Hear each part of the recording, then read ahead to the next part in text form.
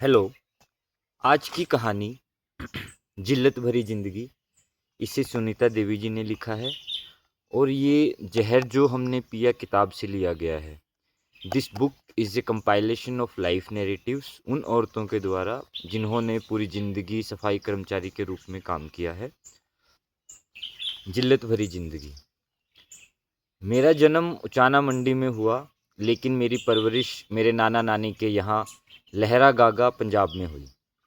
पापा और मम्मी की ज़्यादातर अनबन रहती थी। एक बार मम्मी रक्षाबंधन पर मायके आई तो मामा ने कमेटी में सफाई कर्मचारी की नौकरी दिला दी। नाना ने लहरा गागा में ही मम्मी के लिए मकान बनवा दिया। उस समय मैं अकेली थी। मेरे दो भाई बहन वहीं जाने के बाद पैदा हुए। मैं 7वीं कक्षा तक ही पढ़ पाई, क्योंकि मेरे भाई के जन्म के बाद उसकी देखभाल करने की जिम्मेवारी मुझ पर आन पड़ी और मेरी पढ़ाई छूट गई, जबकि मुझे पढ़ना अच्छा लगता था। जब मेरा बड़ा बड़ा भाई हो जब मेरा भाई बड़ा हो गया तो मम्मी ने कहा कि तू भी स्कूल जाया कर, पर मैंने मना कर दिया, क्योंकि मेरे साथ वाले तो अगली कक्षा में चले गए थे और पिछली क्लास वालों के साथ बैठने में मुझे शर्म आती थी।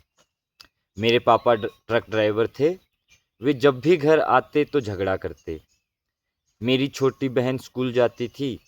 एक दिन उसने मम्मी से कहा कि मेरे पेपर आने वाले हैं, मुझे ट्यूशन लगानी है। लेकिन मम्मी के पास इतने पैसे नहीं थे। बहन ने मुझे कहा कि ट्यूशन लगवा दो। मैंने कहा, बता मैं इसमें क्या कर सकती हूँ?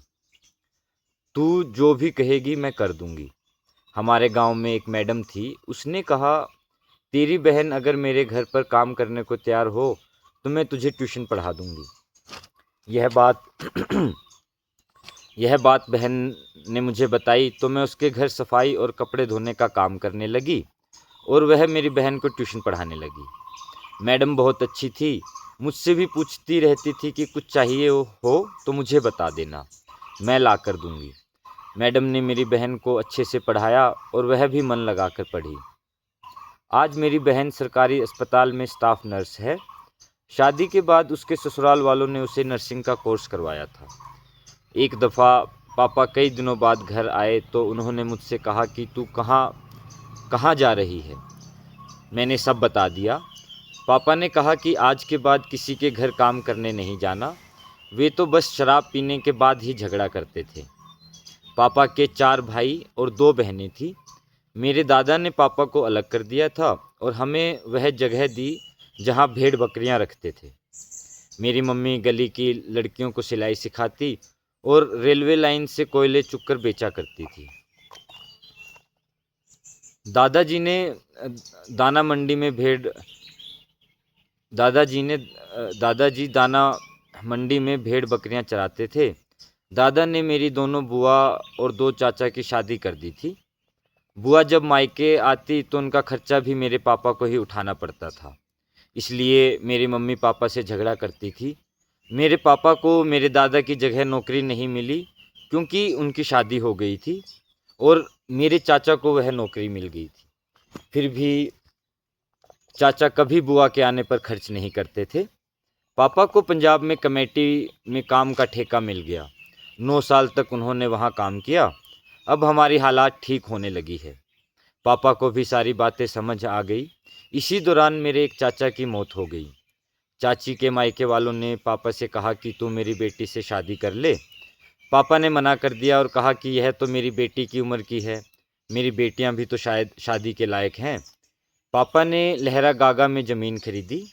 पापा ठेके लेते थे। मेरी मम्मी ने भी नाना के साथ मिलकर एक प्लॉट ले लिया। जब मेरी शादी हुई तो मेरा पति जाट धर्मशाला में 1500 रुपये तनख्वाह में सफाई के काम पर लगा हुआ था। मेरे ससुराल में ननंद नंदोई, जेठ जेठानी व एक जेठ जिसका तलाक हो गया था, वो रहते थे। बड़ा जेठ मेरे पिता की तरह था और बहुत इज्जत करता था। लेकिन छोटा जेठ आशिक मिजाज था। उसकी नज़र मेरे प्रति ठीक नहीं थी। मेरे साथ सास ससुर का व्यवहार भी ठीक नहीं था। मैं ज़्यादा समझदार नहीं थी और मेरी जेठानी बहुत चालाक थी। वैसे तो कोई काम नहीं करती थी, लेकिन जब मेरी सास के आने का टाइम होता तो उसको दिखाने के लिए काम जुट जाती, जबकि आमतौर पर सारा दिन काम मैं करती थी। पति का मेरे साथ व्यवहार ठीक है। मेरी एक बेटी व 2 बेटे हैं। बड़ा बेटा 20 वर्ष का है, जो नगर निगम में ठेके पर लगा है और गाड़ी चलाता है। मेरा छोटा बेटा 9वीं क्लास में है। बड़े बेटे ने बीच में ही पढ़ाई छोड़ दी थी, क्योंकि स्कूल में एक मैडम उसके साथ भेदभाव करती थी। वह कहती थी कि चूड़ों के बच्चे कभी नहीं पढ़ सकते। इस बारे बात करने में स्कूल गई। कुछ दिन तो ठीक रही, पर बाद में वह फिर तंग करने लगी। आखिर मुझे अपने बेटे को स्कूल से हटाना पड़ा। स्कूल में कोई भी घटना होती तो वाल्मीकि जाति का होने के कारण मेरे बेटे पर ही आरोप लगाए जाते, क्योंकि अध्यापकों ने तो मान ही रखा था कि चूड़ों चूड़ों के बच्चों ने तो पढ़ना ही नहीं है। जब मैंने अपने लड़के की शादी कर दी, बहू 10वीं कक्षा तक पढ़ी है। मैंने उसे आगे पढ़ने के लिए कहा है। बहू का व्यवहार बहुत अच्छा है। मैंने बेटी की शादी 18 साल की उम्र में कर दी थी, क्योंकि ज़माने को देखते हुए मेरे दिल में यह डर बना रहता था, कहीं ऊंच नीच न हो जाए। मेरे दामाद स्कूल में वैन चलाते हैं। बेटी भी शादी के बाद खुश है। उसके ससुराल वाले उसे पढ़ने के लिए कहते हैं, ताकि उसे कोई अच्छी नौकरी मिल जाए। मैंने नगर निगम हिसार में ठेके पर भी सफाई का काम किया। इससे पहले मैंने हुडा में भी झाड़ू का काम किया है। शादी के बाद बच्चे होने के कारण वहाँ से नौकरी छोड़नी पड़ी। मेरा पहला बच्चा मायके में हुआ था। जन्म के कुछ समय बाद उसे पीलिया हो गया, वो बच नहीं सका। मेरी सास ने बहुत लड़ाई की और वह बार बार ताने देती थी कि मेरे पोते को मार दिया। मेरा दूसरा बच्चा भी मर गया, क्योंकि मेरे सास ने उसका जन्म घर में ही करवाया था। वो दाई का काम करती थी। मेरा तीसरा बेटा सावंत अस्पताल में हुआ, पर पेट में इन्फेक्शन होने के कारण वह भी मर गया। उसके बाद 7वें महीने में ही मेरी बेटी पैदा हुई। मेरी सास ने कहा कि यह तो मेरी पोती नहीं है। मेरे पति को उकसाया कि इसे छोड़ दे, ये हमारा वंश नहीं चलाएगी। परंतु मेरे पति ने कहा कि मैं अपनी पत्नी को नहीं छोड़ूंगा। जब मैंने सफाई का काम शुरू किया तो आस पड़ोस के लोग बहुत बातें बनाते थे और कहते थे कि पता नहीं कैसे लोग हैं, अपनी बहुओं को काम के लिए कैसे बाहर निकाल देते हैं। ये क्या, सफाई का काम भी कोई करने लायक है? यह बात मैंने अपने पापा को बताई तो उन्होंने मेरे ससुर से कहा कि मेरी बेटी झाड़ू का काम नहीं करेगी। मेरे ससुर ने कहा कि हमारी मजबूरी है, क्योंकि मेरे बेटे का पंजाब में कोर्ट केस चल रहा है और इसमें बहुत खर्चा हो जाता है।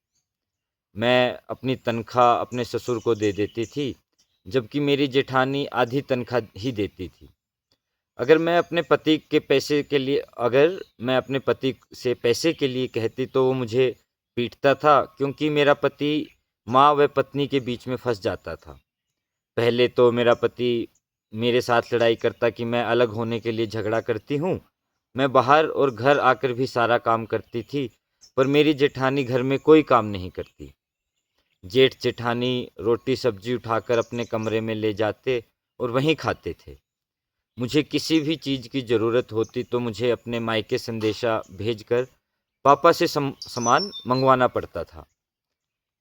जब हम जाट धर्मशाला में रहते थे, तब मेरे पति पर किसी ने कुल्हाड़ी से हमला कर दिया। इलाज के लिए आसपास के लोगों ने मेरी मदद की। जब मैंने ससुराल फ़ोन किया कि डॉक्टर पैसे मांग रहा है, तो मेरी ननंद बोली कि अपने जेवर बेच दो। मेरे पापा ने 50,000 रुपये दिए तो मेरे पति का इलाज हो गया। जब से मैं जब से मैं नगर निगम हिसार में ठेके पर लगी, तब जाकर अपने पापा से राशन मांगना छोड़ा है। जब हम धर्मशाला छोड़कर आ गए, तो मेरी सास ने मकान से हिस्सा देने से मना कर दिया। एक कच्चा सा जर्जर हालात का कमरा दिया। हमें बहुत डर लगता था कि कहीं गिर न जाए। मेरे पापा ने ही जवाहर नगर में घर बनवा कर दिया।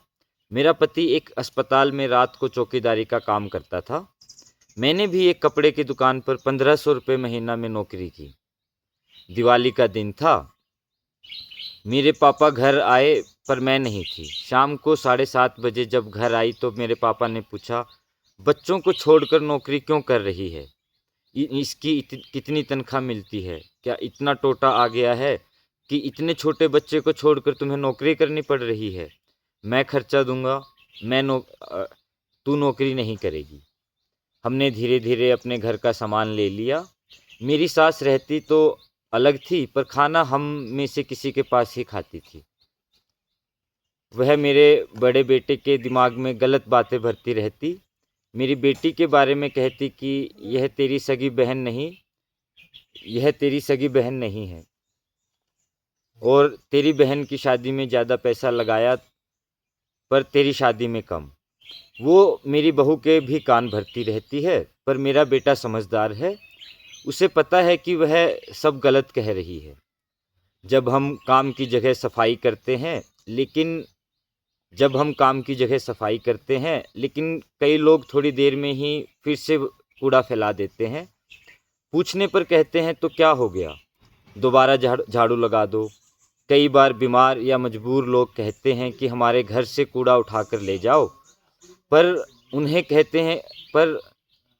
हम उन्हें कहते हैं कि अपना कचरा डस्टबिन में घर के बाहर रख दो, हम उठा लेंगे पर घर के अंदर से नहीं उठाएंगे। जब मैं ठेके पर काम करने लगी तो लोग टूटे फूटे कप में ही चाय पीने को देते थे। कई बार कहते थे कि अपने बर्तन घर से लेकर आओ, लेकिन अब थोड़ा बहुत बदलाव तो आया है।